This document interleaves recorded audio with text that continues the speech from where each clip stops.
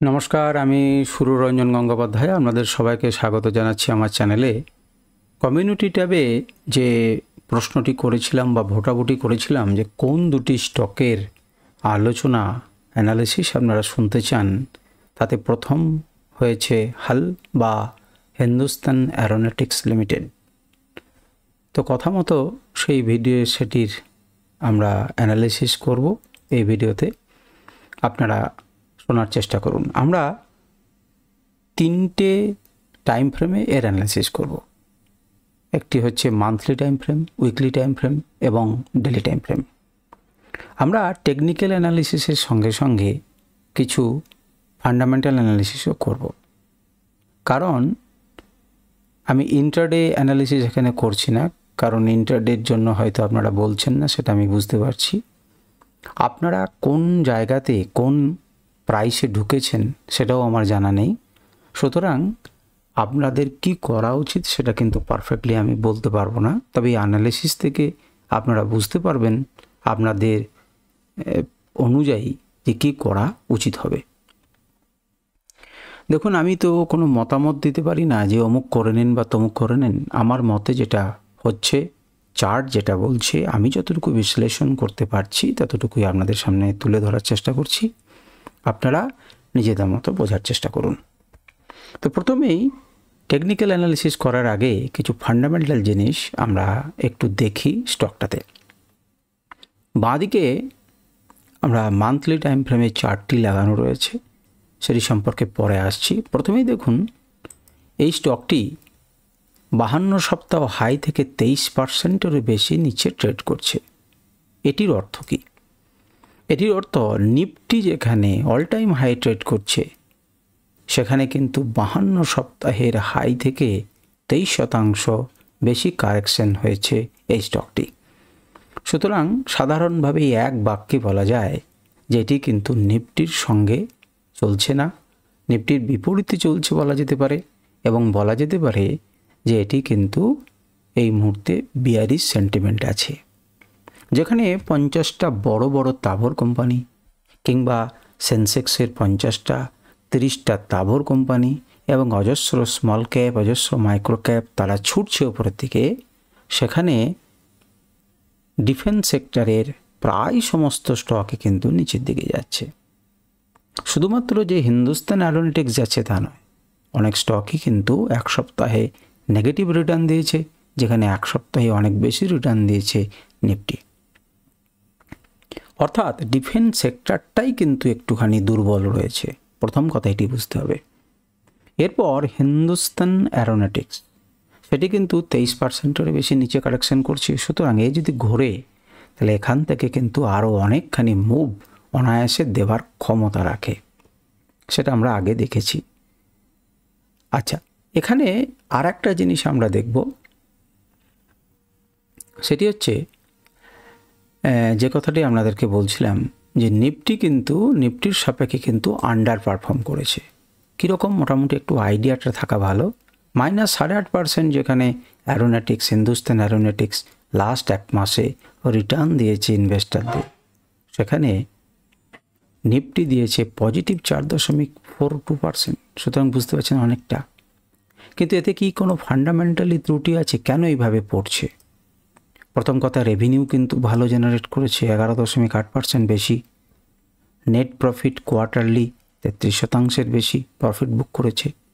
যেটা সমস্যা হয়েছিল সেটা হচ্ছে মার্জিনটাকে নিয়ে, খরচ কিন্তু একটুখানি বেশি হচ্ছে।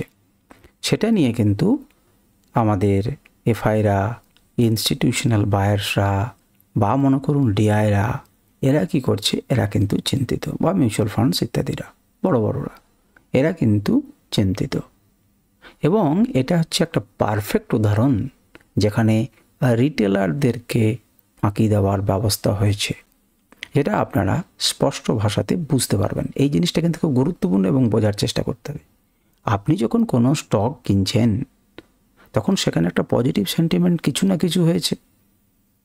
তা আপনি যেটা পজিটিভ সেন্টিমেন্ট বুঝতে পারছেন, সেটা কি মনে করছেন যাদের কাছে প্রচুর অর্থ রয়েছে, যাদের কাছে টেকনোলজি ভালো রয়েছে, যাদের কাছে ম্যান পাওয়ার রয়েছে, যাদের কাছে ইনসাইড খবর বেশি থাকে, যাদের কাছে অনেক বেশি নেটওয়ার্ক আছে, তারা জানে না? তাহলে তারা স্টকটা বেচে দিচ্ছে কেন? নিশ্চয়ই তারা আগাম কিছু খবর পেয়েছে, যেটার জন্য, বা এই বৃদ্ধিটা সলিড বৃদ্ধি নয়, তার জন্য কিন্তু তারা স্টক থেকে প্রফিট বুক করে বেরিয়ে আসছে। এবং কাকে দিয়ে আসছে? সে যখন সেল করছে, কাকে দিচ্ছে? আপনার আমার মতো রিটেলারদের হাতে ধরিয়ে দিচ্ছে, যারা বিষয়টাকে তলিয়ে ঘড়িয়ে দেখেন না। আপনাকে ধরিয়ে দিয়ে বসিয়ে সে কিন্তু বেরিয়ে চলে এসেছে। ঠিক সেম ঘটনা এখানে হয়েছে। আপনারা যদি দেখেন তাহলে প্রোমোটার হোল্ডিংস কিন্তু সেম। প্রোমোটার্স অর্থাৎ যার কাছে সবচাইতে বেশি হোল্ডিং বা মালিক বলতে পারেন বা অপারেট করছেন, প্রেসিডেন্ট অফ ইন্ডিয়া 71%-রও বেশি একই রকম আনচেঞ্জড আছে, কোনো রকম পরিবর্তন করেনি, অর্থাৎ তিনি কিন্তু কোনো হোল্ডিং বেচেননি। মিউচুয়াল ফান্ডস হোল্ডিং কিন্তু কমিয়েছে, যেখানে আগে ছিল 6.75%, সেখানে 5.84% হয়েছে জুন 2024-এ। কেন ওনারা বেরিয়ে এলেন? হোল্ডিং কেন কমালেন? ওদের কাছে তো জ্ঞান বুদ্ধির কোনো অভাব নেই, তাহলে টাকারও কোনো অভাব নেই, তাহলে কমালেন কেন? তারা বুঝলেন যে প্রফিট বুকিংয়ের সময় হয়েছে। এফআইরা যারা 12.42%-এর যাদের কাছে হোল্ডিং ছিল, তারা কমিয়ে 11.68% করেছেন। কেন করলেন? কারণ তারা প্রফিট বুকিং করে বেরিয়ে এসছেন। ইনস্টিটিউশনাল ইনভেস্টাররা হোল্ডিংস কমিয়েছেন। কত কমিয়েছেন? যেখানে ওদের 22% ছিল, সেখানে প্রায় 1.5% তাড়াতাড়ি নিচে কমিয়ে এসছেন, অর্থাৎ 20.49% তারা এখন পর্যন্ত হোল্ডিং রয়েছে। তার মানে তারা কমিয়েছেন। এরা কমিয়ে আমাদের হাতে ধরিয়ে দিয়েছে এবং তার ফল দেখতে পাচ্ছেন, মার্কেট হাই থেকে হুড় করে নিচে নেমে যাচ্ছে। কিন্তু প্রশ্ন হচ্ছে এই জিনিসটাকে আমরা বুঝবো কী করে? আপনাদেরকে ক্যান্ডেলস্টিক প্যাটার্ন দেখে সবসময় কিন্তু সমস্ত কিছু বোঝা যায় না। ক্যান্ডেলস্টিক প্যাটার্ন কিন্তু তৈরি করা হয়, আপনাকে আরও গভীরে জিনিসগুলোকে বুঝতে হবে। যাই হোক, সেটা বোঝানোর জায়গাটা নয়, আমি বিশ্লেষণ করছি মাত্র। দেখুন, অ্যারোস্পেস এবং ডিফেন্স এই যে সেক্টর, এই সেক্টরের মার্কেট লিডার কিন্তু কে? হালের কাছে প্রচুর ক্যাপিটালের অভাব নেই, প্রায় 2,80,000 কোটি টাকার মতো ক্যাপিটাল, এবং মার্কেট লিডারও। মার্কেট লিডার মানে কি না, এই সেক্টরের সবথেকে বেশি ক্যাপিটাল এর কাছেই আছে এবং ব্যবসাও ভালো করে। কিন্তু কয়েকটা ফান্ডামেন্টালসে সে কিন্তু নিচে রয়েছে এই মুহূর্তে। পিবি রেশিও ইন্ডাস্ট্রি অর্থাৎ অ্যারোস্পেস এবং ডিফেন্সের যে মিডিয়ান, প্রত্যেকটা ইন্ডাস্ট্রি গড় মিলিয়ে যেটা পিবি রেশিও হচ্ছে, তার থেকে কিন্তু নিচে, অর্থাৎ কোম্পানিটা দুর্বল অবস্থায় রয়েছে। Net profit, TTM net profit মানে 12 মান্থের ট্রেলিং 12 মান্থের যে গ্রোথ, সেটা কিন্তু আপনার মিডিয়ানে, ইন্ডাস্ট্রির মিডিয়ানের চাইতে নিচে। Revenue growth, TTM revenue growth, সেটাও কিন্তু ইন্ডাস্ট্রি মিডিয়ানের নিচে।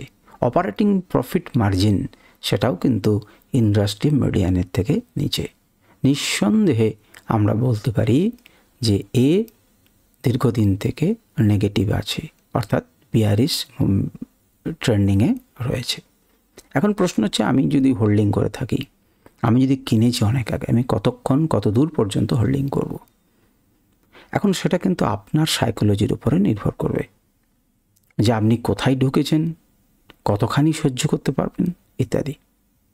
এখন এই যে এগুলো জুন কোয়ার্টারের ফল কিন্তু, অর্থাৎ জুনে তারা কমিয়েছে, তার মানে এই নয় যে আপনি এখন বেচে দেবেন।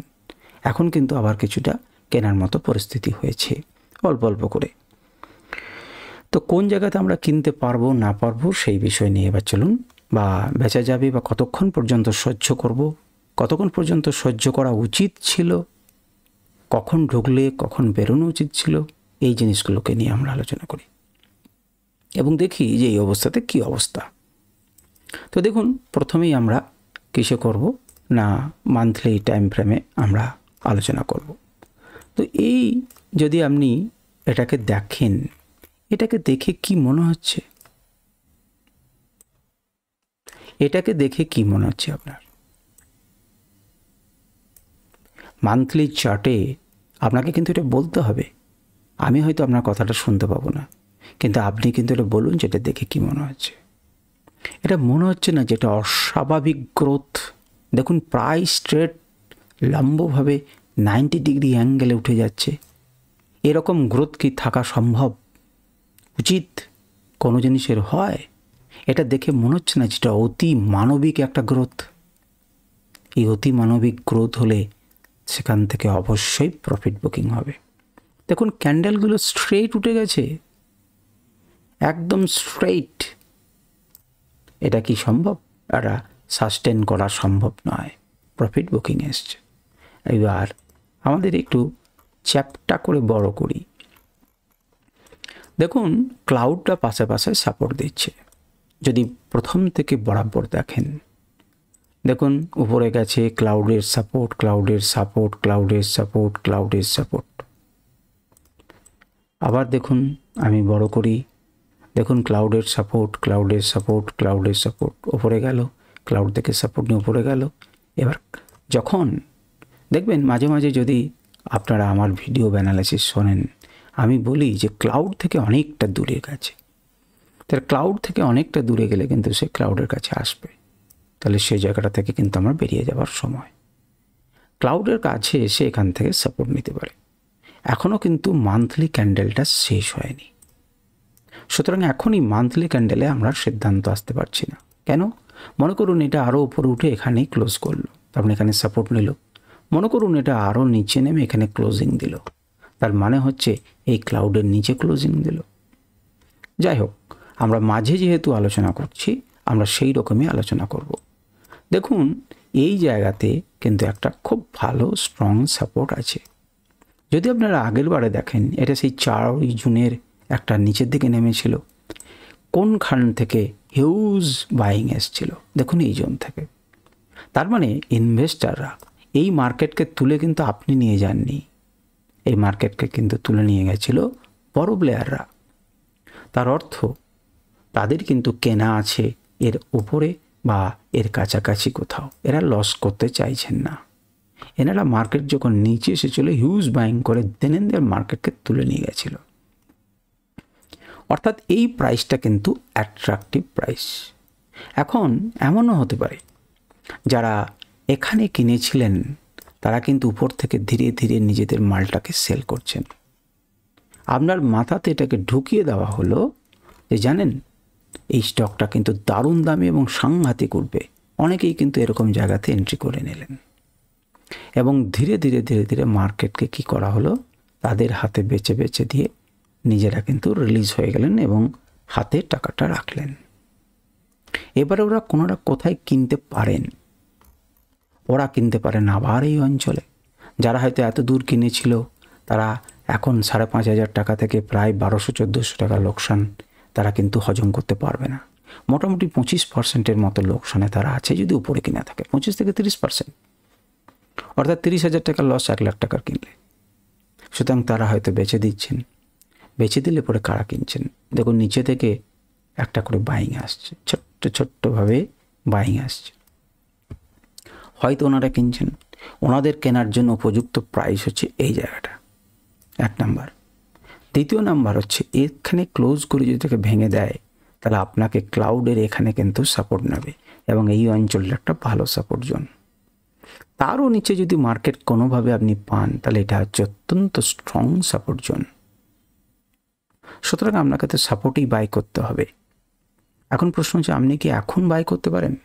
সেটা আমরা ছোট টাইম ফ্রেমে দেখব, বড় টাইম ফ্রেমে সেটা কিন্তু হয় না। যখন আপনি ইনভেস্টমেন্ট করছেন তখন একটা মান্থের শেষে আপনি একটা আইডিয়া করতে পারবেন যদি আপনি আগেই ঢুকে থাকেন। এটা ঢোকার জায়গা ছিল অনেক আগে, অনেক অনেক অনেক আগে। পারফেক্ট জায়গা হচ্ছে ক্লাউড অনুযায়ী এটা।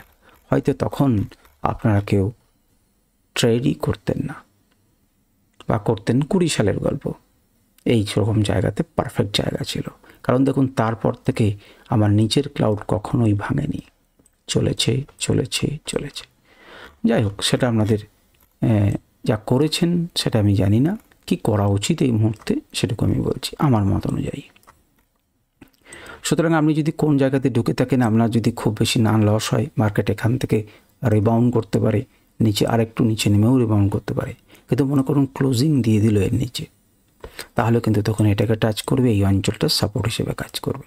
তখন আপনি কিনবেন না, তখন এখান থেকে কেনার প্রকল্প করবেন।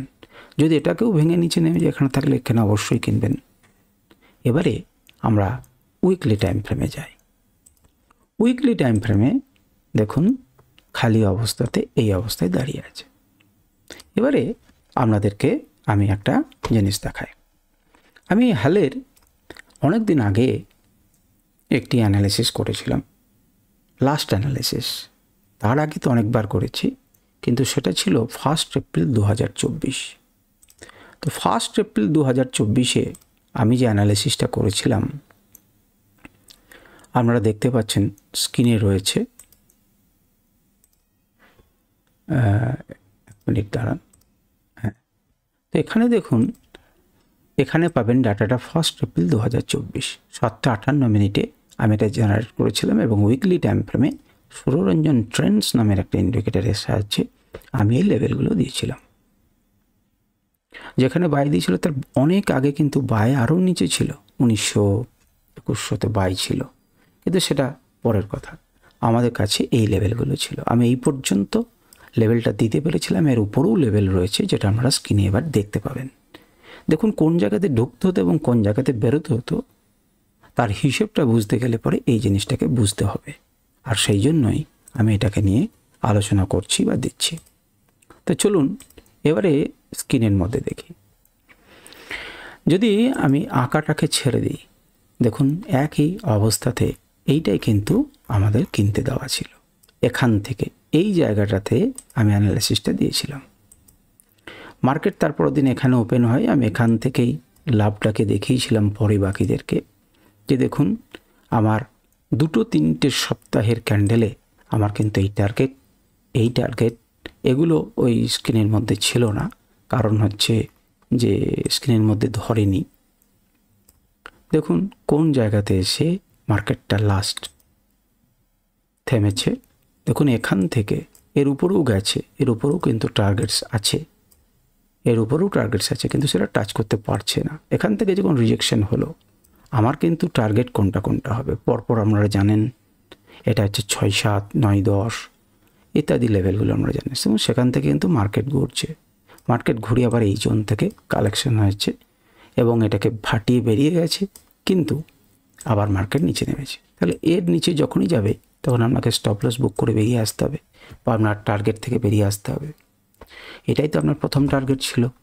এই লেভেলগুলো থাকলে পরে আপনি এখানে প্রফিট বুকিং করতে পারবেন বা এখানে সচেতন হতে পারবেন। এবং দেখুন সেই লেভেলটি, সেদিনকার দেওয়া লেভেলটি কোন জায়গা থেকে উইকলি টাইম ফ্রেমে সাপোর্ট নিচ্ছে। কেন আমি এটাকে ইনস্টিটিউশনাল লেভেলস বলি, দেখতে পাচ্ছেন কোন জায়গা থেকে সাপোর্ট নিচ্ছে, এক্স্যাক্টলি সেই জায়গাটা থেকে। এই ছবিটা কিন্তু আজকের আঁকা নয় আমার, এটা 1 এপ্রিল 2024-এর লেভেল। মার্কেটকে যেতে গেলে এই পথেই যেতে হবে, এছাড়া দ্বিতীয় বিকল্প নেই।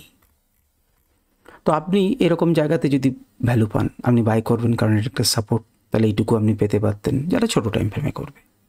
যদি এর উপরে ক্লোজ না দেয়, উইকলি যেহেতু শেষ হয়েছে, ক্লোজিং কিন্তু এর নিচে দিয়েছে, এর উপরে ক্লোজিং দিলে আমাদের কিন্তু ভালো হতো।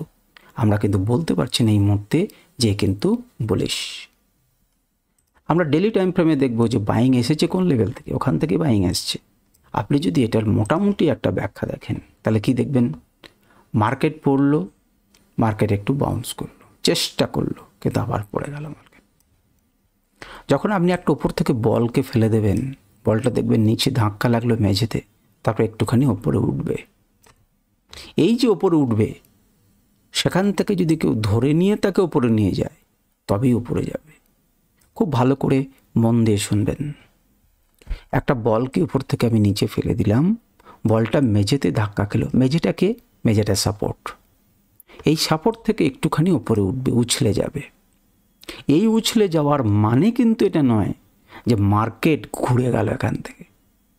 মার্কেট যতটা কেউ ধরার নেই, ধরবেন আমি আপনি নন, এফআইরা, ডিআইরা, মিউচুয়াল ফান্ডসরা, এরা ধরবে। এরা কি করবে, এরা কিন্তু মার্কেটকে এখান থেকে ধরে নিয়ে গেল না, ছেড়ে দিল, মার্কেট আবার ফল করলো। এখানে পড়েছে, আবার একটু উছলা আসছে। এই যে দেখুন যে বাউন্সটা দেখছেন, সেই বাউন্সটা এটা এখন এখানে ধাক্কা খেয়ে এটা নিচে নেমে যেতে পারে। সেই জন্যই বললাম এর উপরে যদি ক্লোজিং দিত তাহলে বুঝতাম যে কোনো একটা জায়গাতে কেউ না কেউ ওর হাত ধরেছে এমন হতে পারে যে কালকে এখানে ওপেন হলো, ফাইন, তার মানে কেউ শেষ মুহূর্তে হাত ধরেছে মার্কেটের পরে, প্রি মার্কেটে ধরেছে, পোস্ট মার্কেটে ধরেছে, অর্ডার পড়েছে, ধরেছে, ঠিক আছে, আমরা তার সঙ্গে রাইড করব। কিন্তু কেউ হাত না ধরে এটা আবার পড়বে, এত দূর আসবে, বা এখানেও আবার সাপোর্ট নিয়ে যেতে পারে। এখানে এলে পরে আমরা জানবো এখান থেকে যদি উঠতে শুরু করে তার মানে এখানে কেউ হাত ধরছে। এবার ধীরে ধীরে ধীরে ধীরে মার্কেটকে উপরের দিকে নিয়ে যাবে। অনেক কিছু শেখার এবং বোঝার আছে। শুধুমাত্র কিনলাম আর বেচে দিলাম এটা স্টক মার্কেট নয়। তো যাই হোক, আপনি দেখতে পাচ্ছেন লেভেলগুলো, যেটা আমার ইন্ডিকেটরের দ্বারা তৈরি। এখন এই ছবিটিকে বন্ধ করে দিই, কারণ সেই সময়কার লেভেল তার সঙ্গে বর্তমানের লেভেলের কিছু পার্থক্য রয়েছে। এটা হচ্ছে বর্তমানের উইকলি টাইম ফ্রেমে আনরাইভেলড লেভেল। সে কি বলছে? সে বলছে তুমি বাইং করতে পারো এর উপরে গেলে, আর এখান থেকে কিন্তু সে সাপোর্ট নিচ্ছে। দেখুন এক্স্যাক্টলি ওই লেভেল থেকে করছে। আনরাইভেলড যেটা মাস সেল, সেই রিজনকে কিন্তু ক্লোজ করতে দেয়নি। ক্লোজ হলে তার নেক্সট লেভেল এটা দেখতেই পাচ্ছেন। আমরা প্রাইস অ্যাকশনে যদি হিসেব করেন তাহলে এটা একটা বড় সাপোর্ট জোন রয়েছে, সেটাকে যদি হারিয়ে দেয় তাহলে এই টার্গেট এই পর্যন্ত 34,000 মানে 3400 হয়তো 3350 পর্যন্ত এসে বাউন্স করতে পারে, তার আগে বাউন্স করতে পারে, এখান থেকে বাউন্স করতে পারে।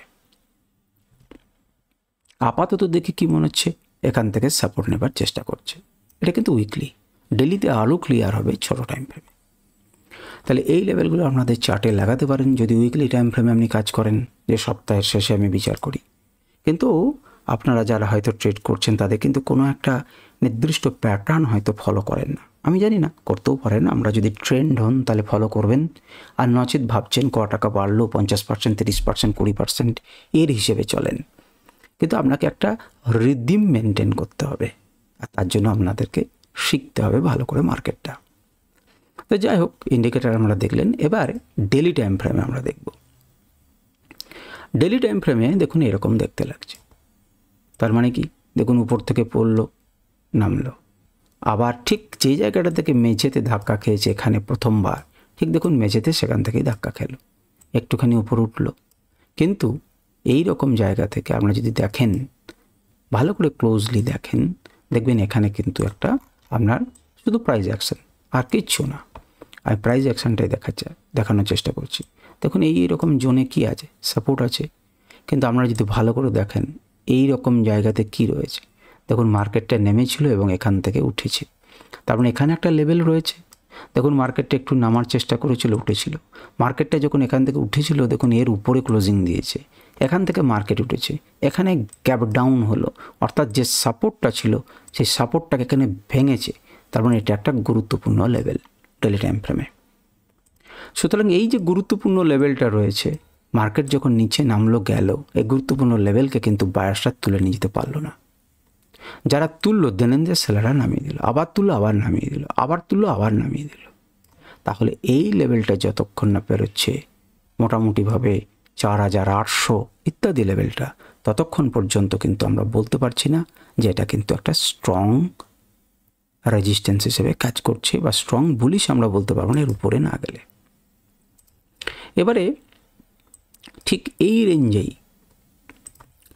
রেঞ্জেই এটা ধাক্কা খেয়ে নামছে। দেখুন এই জায়গাটা কিন্তু একটা গুরুত্বপূর্ণ বাইং জোন, আমরা সেটা দেখেছি। এর নিচে হয়তো নামতে নামতে নামতে নামতে এলো এবং এখান থেকে বাইং শুরু হলো। দেখুন ছোটো ছোটো বাইং শুরু হচ্ছে, কিন্তু তার মানে এই নয় যে আমরা কিনতে পারব।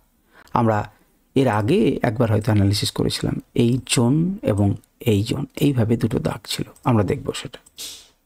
আমরা আঁকাটাকে দিয়ে দিচ্ছি।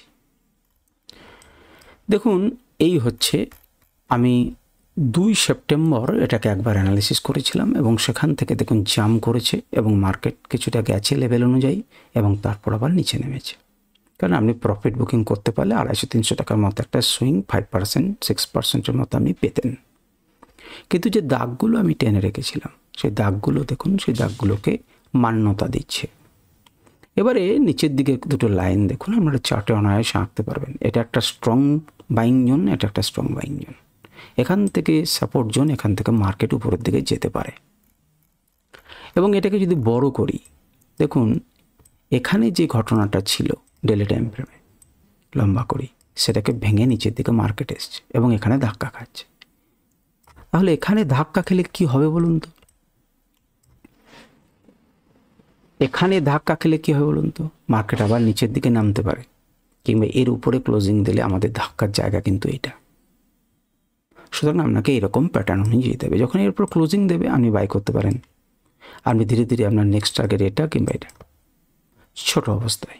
আর যদি হোল্ড করেন তাহলে আপনি হোল্ড করতে পারেন আপাতত, কারণ মার্কেট অনেকখানি কারেকশন হয়েছে, এখান থেকে ঘুরতে পারে মার্কেট আবার, কিন্তু একটা নির্দিষ্ট লেভেল অবধি সহ্য করবেন।